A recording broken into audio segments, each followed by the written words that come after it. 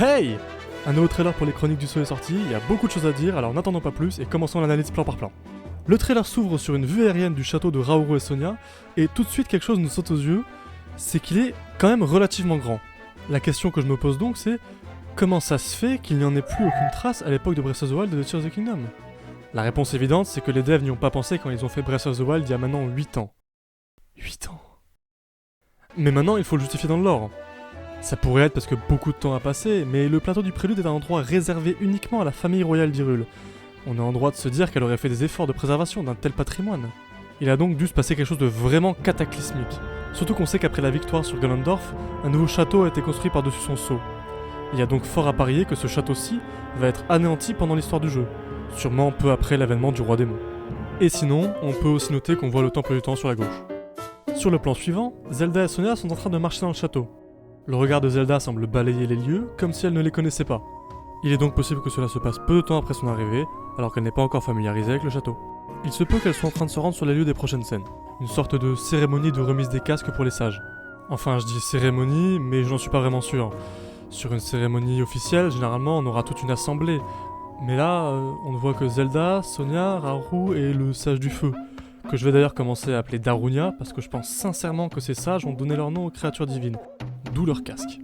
En parlant des casques, dans Tears of the Kingdom, les nouveaux sages peuvent être vus en train de porter ces casques si Link équipe lui-même la version Sheikah, ce qui a pour effet d'augmenter les dégâts d'attaque du sage en question.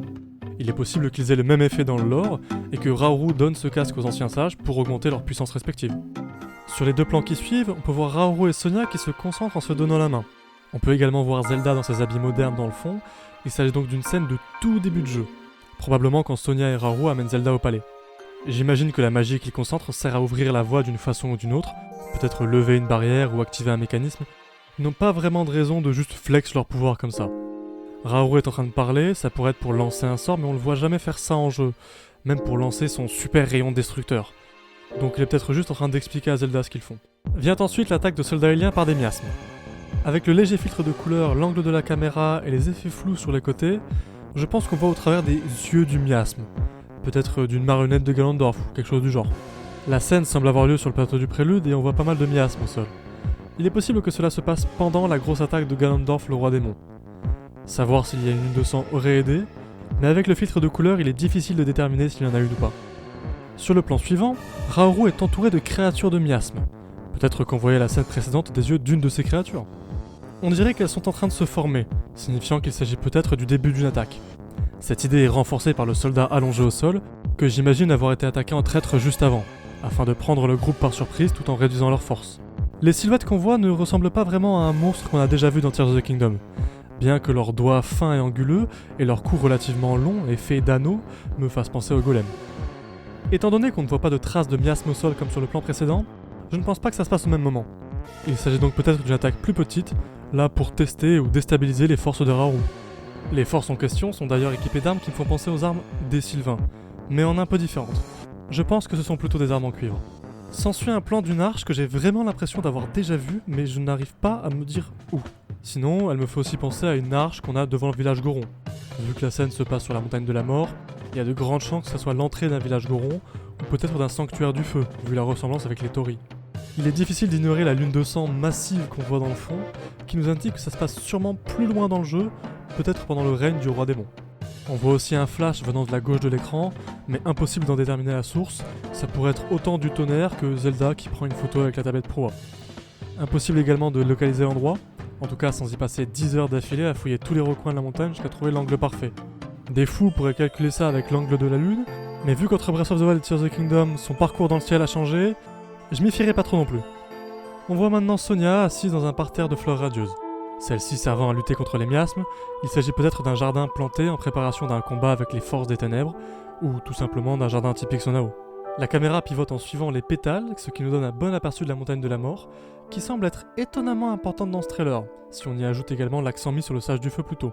Le volcan semble être actif, ce qui est étonnant parce que les Gorons vivent potentiellement encore dans les profondeurs sous la montagne, ce qui serait compliqué s'il y a suffisamment de lave pour qu'elle déborde du haut du volcan.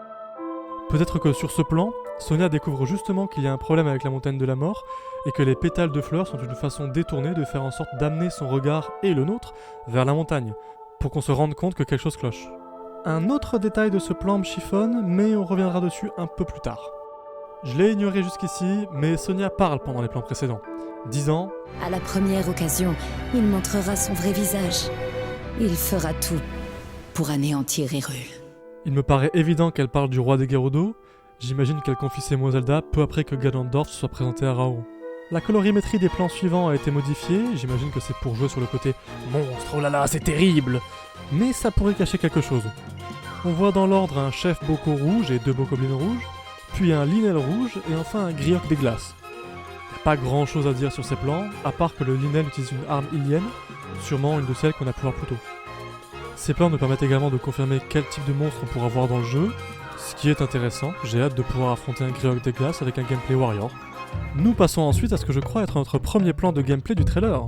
On y voit Darunia, le sage du feu, en train d'utiliser sa pierre occulte du feu pour appliquer une sorte de bouclier de Daruk au sage du vent, qui est tellement content qu'il fait une référence à Usain Bolt.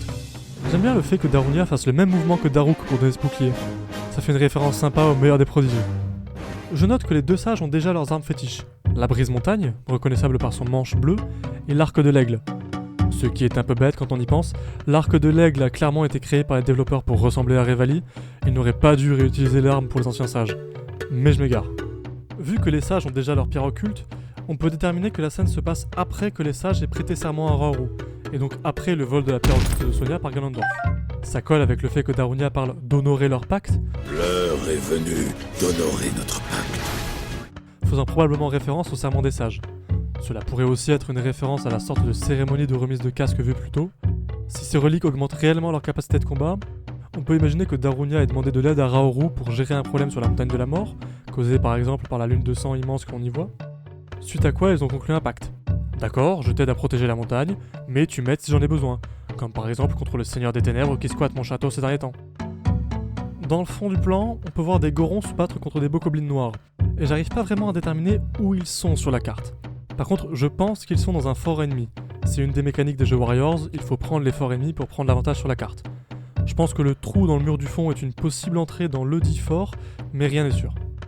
Sur le plan suivant, le sage du vent, que je vais appeler Medo parce que Medoli lui irait pas, utilise un lance-flamme sur des bokoblins bleus. Il est intéressant de remarquer qu'il n'a pas encore sa pierre occulte, contrairement au plan d'avant. Je pense donc que ce lance-flamme et le pouvoir de feu de Darunia ne sont pas liés. Il est possible que l'utilisation de ces artefacts soit gérée d'une façon similaire aux baguettes dans l'ère du fléau, à savoir lié à un bouton différent et utilisable un peu n'importe quand tant qu'on en a en réserve. La scène a l'air de se passer en Hebra, vu la neige, et possiblement près du village Piaf, étant donné la présence de barrières. On enchaîne avec un plan de 2 soldats aliens escortant quelqu'un. Malgré la peau gris-bleu, j'étais pas sûr à 100% qu'il s'agissait de Mineru, parce que c'est pas vraiment un angle qu'on voit souvent et je reconnaissais pas ses vêtements. Donc j'ai vérifié avec son modèle Tears of the Kingdom et tout va bien, c'est bien elle, on reconnaît les mêmes ornements et bijoux. Étant donné les plantes qu'on peut très brièvement apercevoir, je pense que ce plan se passe dans les profondeurs, mais impossible de deviner la localisation exacte. L'endroit semble être envahi par des racines, ce qui me fait penser à la chambre de l'éveil ou à l'île Caput Draconis, mais aucun de ces lieux ne se trouve dans les profondeurs. L'usine de Golem est également en proie aux racines, elle se trouve dans les profondeurs et est liée à Mineru, mais ce ne sont pas les bonnes racines et il n'y a pas ce type de couloir. Il y aura cependant matière à reparler cet extrait un peu plus tard. Sur la suite, on peut voir Zelda, Raoru et Mineru, toujours dans les profondeurs si on s'en fie à nouveau à la flore. Zelda semble éclairer le chemin, soit avec la tablette Pro A, soit avec une version plus petite du projecteur Sonao. L'extrait me semble être tiré d'une phase de gameplay, ce qui veut dire que les séquences d'exploration un peu plus libres, et j'emploie le terme très généreusement, seront plus communes que simplement en début de jeu, comme le premier trailer pouvait laisser penser. Par phase d'exploration libre, j'entends par là qu'il n'y a pas de monstres en vue, pas d'armes dégainées, pas de pause de combat active. On se déplace juste tranquillement, ce qui n'était pas possible dans les précédents Warriors, où t'avais le choix entre courir ou ne pas bouger. Cette addition particulière me fait me dire que ce jeu sera vraiment bien plus axé sur son histoire que les précédents. Étant possiblement le dernier jeu dans cette version d'Hyrule avant pas mal de temps, peut-être que les développeurs veulent vraiment éclaircir un peu plus de zones d'ombre du lore. Je dis ça, mais vaut mieux pas trop y croire, hein, ça serait trop beau. Pour revenir au sujet, cet endroit ne me rappelle rien en particulier. Je suis parti en quête des constructions qui utilisent spécifiquement ce type de décoration murale, pour tenter de retrouver le couloir en question, mais en vain. Parmi les lieux dans lesquels j'ai pu la trouver, les plus intéressants étaient ce couloir bouché dans le temple de l'esprit, mais il est trop étroit, le couloir principal de la grande mine abandonnée centrale, mais il laisse des escaliers en plein milieu, et l'entrée de la source de la Renaissance, mais la décoration y est doublée. J'imagine donc que c'est soit dans une partie détruite d'un bâtiment type la grande mine abandonnée centrale, ou la source de la Renaissance, étant donné leur importance et leur emplacement sous le plateau du Prélude, proche du château, soit c'est à un autre endroit auquel on n'a pas accès en Tears of the Kingdom. Un dernier détail sur ce plan est la présence de lampes au plafond au loin, presque entièrement dissimulées dans le noir. Elles me font un peu peur, on dirait des yeux. J'ai rien de plus à dire dessus. On continue sur un autre extrait de gameplay, cette fois montrant une attaque de lumière combinée de Raoru et Zelda dans les profondeurs, contre des bokoblins noirs. On voit un bâtiment dans le fond de la seconde partie, que je ne parviens pas à identifier. La première partie nous montre des camps bokoblins des profondeurs bien plus grands que dans Tears of the Kingdom, qui feront sûrement partie de Fort à prendre. Sur le plan qui suit, Mineru est en train de se battre sur une île céleste contre une armée de golems caporal en utilisant des artefacts à tête chercheuse montés d'hélices. J'aime beaucoup le potentiel qu'ont les attaques de Mineru. Je suis très curieux de voir l'entièreté de son moveset. Cependant, ça m'étonne qu'elle attaque des golems, étant donné qu'elle en est la créatrice. Mais peut-être qu'il s'agit là d'un entraînement, ou qu'il y a eu un problème dans leur programme. Mais le plus important sur ce plan est le fait que l'action se passe sur une île céleste. Je crois reconnaître la grande arche visible sur l'île céleste du prélude, mais celle-ci fait face à du vide. Cela signifierait donc que l'île était bien plus grande par le passé, et qu'on pourra peut-être la visiter pendant le jeu. On peut également apercevoir d'autres îles célestes, dont une reliée à des rails et qui semble surmontée d'un gros gisement de sonium ou de gemmes nox. Les autres îles me font penser au petit groupement d'îles à traverser par propulsion, et qu'on peut trouver notamment près de l'île de la Carrière. Celle-ci était apparemment plus grande à l'époque de Raoru, selon les souvenirs vocaux de Zelda Notes. Il n'est donc pas impossible que ce clip se passe plutôt là-bas. Et c'est le moment de reparler du plan de tout à l'heure, celui avec la montagne de la mort, vous vous en souvenez? En quadrillant la position de Sonia, j'ai pu grossièrement refaire le plan dans Tears of the Kingdom. Je vous les mets d'affilée, et vous me dites si quelque chose vous saute aux yeux.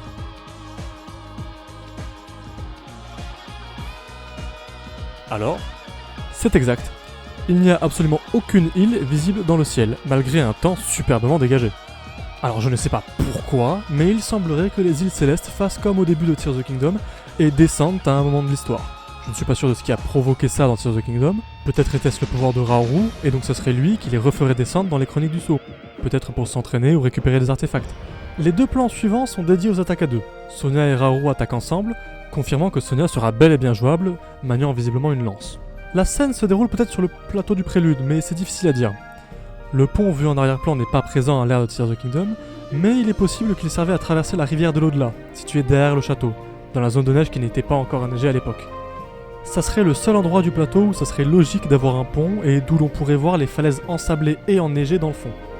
L'animation en elle-même est très mignonne. Raoru est concentré et en colère, prêt à atomiser quiconque se trouve en face de lui, et Sonia lui donne juste un léger coup de coude et il se radoucit immédiatement, ses yeux s'agrandissent et il sourit en la voyant. Il est vraiment complètement fou amoureux d'elle, c'est adorable. Sur le plan d'après, Zelda et Ruto, la sage de l'eau, effectuent également une attaque fusionnée. On peut noter que Ruto n'a pas encore sa pierre occulte. Derrière elle se trouve une flaque de vase parmi la boue, indiquant qu'Octopulpo sera sûrement un des boss du jeu. Super.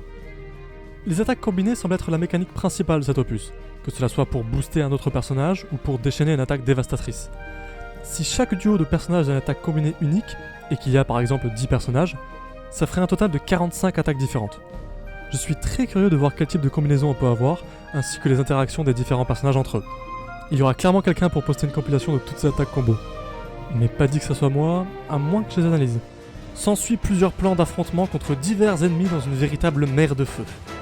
Le dernier plan montre la capacité de Zelda à utiliser rétrospective en combat, probablement de la même façon que les runes dans l'ère du fléau, pour avoir une occasion de briser la garde d'un ennemi puissant, dans ce cas-ci un moblin d'argent.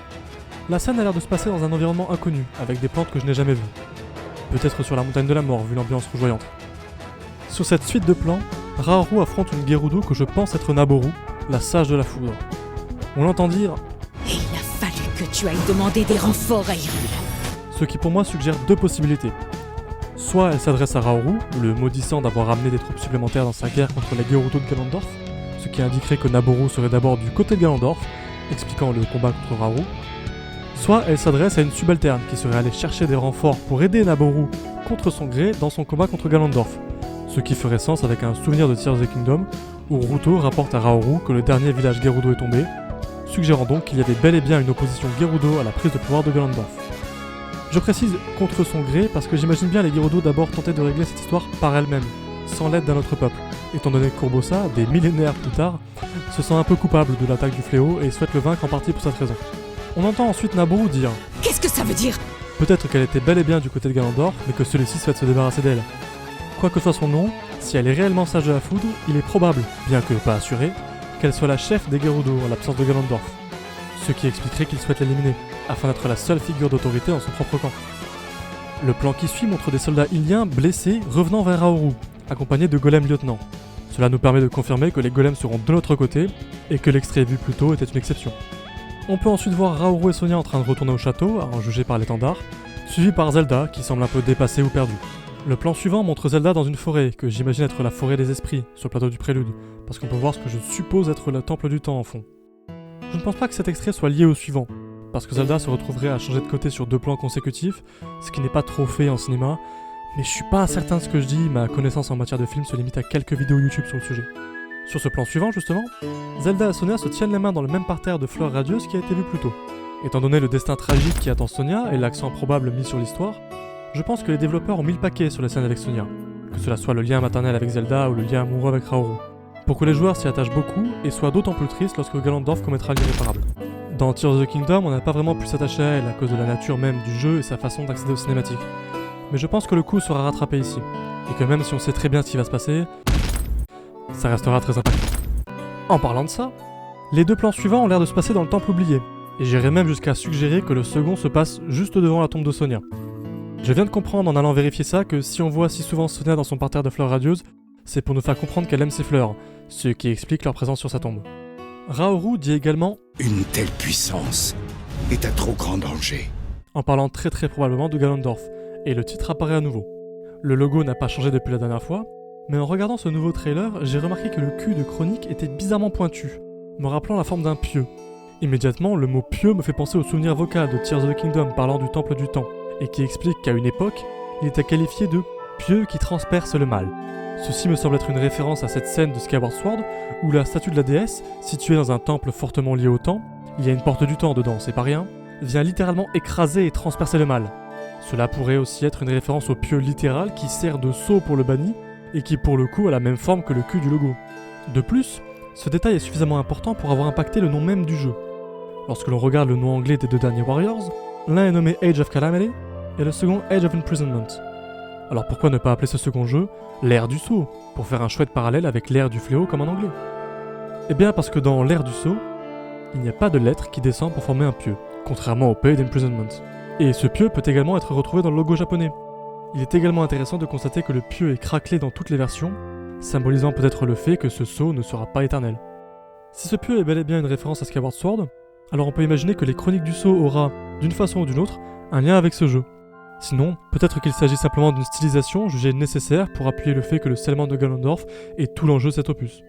D'ailleurs, j'en profite d'avoir mentionné à nouveau les souvenirs vocaux pour rappeler qu'en ce moment même sur la chaîne, et depuis la sortie de la Switch 2, je poste 2 souvenirs vocaux par jour sous forme de shorts, entièrement illustrés avec des clips et cinématiques tirés de Breath of the Wild, l'ère du fléau, Tears of the Kingdom, et même du premier trailer des Chroniques du Sceau. Je vous mets les liens des playlists en description, allez voir, ça vaut le coup, il y a plein de petites informations très intéressantes par-ci par-là, et beaucoup de développement de personnages et du monde dans lequel ils vivent. Je suis également en train de travailler sur une vidéo qui analyse les éléments les plus importants de ces souvenirs vocaux, donc abonnez-vous pour ne pas la louper. Et n'oubliez pas le pouce bleu si vous appréciez l'analyse en cours. Pour en revenir à l'analyse justement, on parlait de Skyward Sword il y a quelques secondes, et la suite du trailer y fait étonnamment écho. Le titre disparaît, laissant place à une porte scellée, transpercée de grosses racines blanches. Ce genre de porte n'est pas très commun dans Tears of the Kingdom, on en dénombre 2. Une au Temple du Temps, et une déjà ouverte, à l'arrière du temple oublié. Évidemment, il ne s'agit d'aucune de ces 2-ci. La vidéo continue, suivant un couloir des profondeurs, en direction d'une étrange marque verte, qui n'est pas sans rappeler les nombreux sauts déjà vus en jeu. Et enfin, le voici. Un nouveau golem, différent de tous ceux que l'on a pu voir par le passé. Ses mains sont humaines. Elles ont 5 doigts, contrairement à celles des golems utilitaires qui n'en ont que 4. Et elles ne semblent pas pouvoir se brancher à des artefacts Sonao, les différenciant de celles des golems militaires. Son corps détonne également. Ses proportions sont celles d'un Ilien, et non celles d'un Sonao, qui ont des jambes bien plus petites. Il n'y a qu'à voir le golem de Mineru, façonné pour que son esprit s'y loge, et qui a naturellement été doté de proportions similaires. Mais dans ce cas, se pourrait-il que ce golem-ci ait été façonné pour l'esprit d'un Ilien? Plus tôt dans l'analyse, je vous ai parlé de 2 choses. Tout d'abord, je vous ai dit que nous reviendrions plus tard sur cet extrait de Mineru marchant dans les profondeurs. Et ensuite, j'ai mentionné ce couloir dans le temple de l'esprit, bouché mais arborant ces décorations si particulières. Le couloir dans lequel marche Mineru est étrangement similaire à ce couloir final. Le motif carré au sol est le même, de nombreux débris plats sont parsemés le long du couloir, De fines racines noires couvrent les murs et pour finir, les arches sont sculptées de la même façon. Ma théorie est la suivante. Cette salle golem ilien se trouve au plus profond du temple de l'esprit et constitue l'arme secrète de Mineru. Mais alors, pour qui est-il fait ? Quel esprit pourrait donc prendre possession de ce golem ultime ? La musique vient nous suggérer une réponse.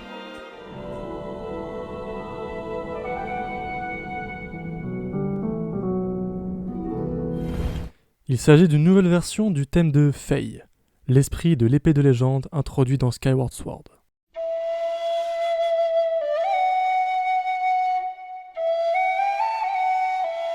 En tendant l'oreille, il nous est également possible de discerner le son si distinctif qui la caractérise tant.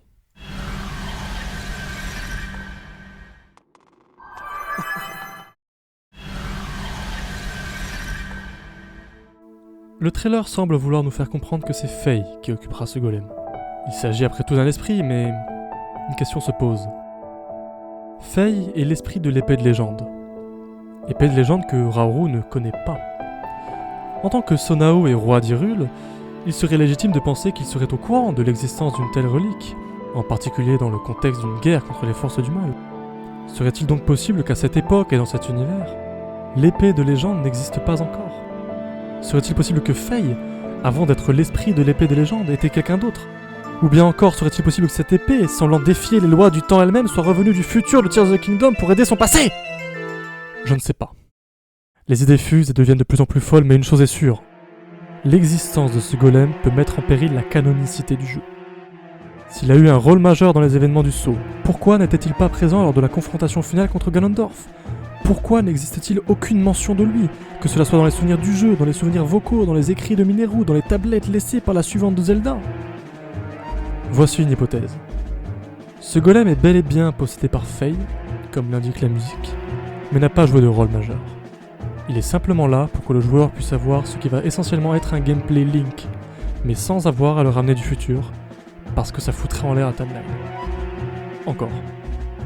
Tout ce que je veux, c'est que ce ne soit pas l'esprit de Faye envoyé dans le passé avec pour but de sauver Sonia et Raoru. Voilà la conclusion de cette vidéo. Pour être heureux, il faut que Sonia meure.